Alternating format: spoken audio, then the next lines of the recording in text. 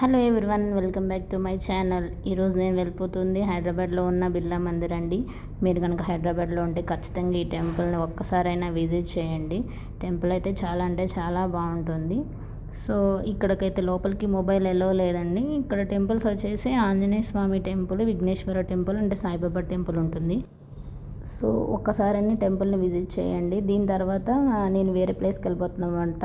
So temple ఇలా ఉంటుందన్నమాట. So తర్వాత ఇక్కడ నుంచి మనకి 20 మినిట్స్ బస్ ఎక్కితే కనుక ఇలా చార్మినార్కి వెళ్ళొచ్చు. చార్మినార్ అయితే చాలా అంటే చాలా బాగుందండి.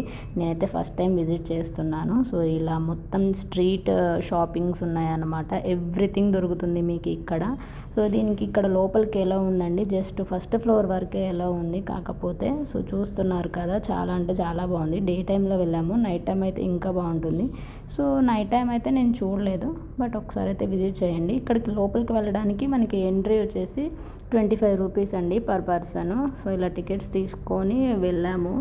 నియర్లీ మనం పైకి వెళ్ళడానికి 30 వరకు స్టెప్స్ ఉన్నాయండి. సో ఇట్లా పైకి ఎంట్రీ అనమాట ఇది. సో పైకి వెళ్ళిన తర్వాత మనకంతా ఇలా కనిపిస్తూ ఉంటుంది.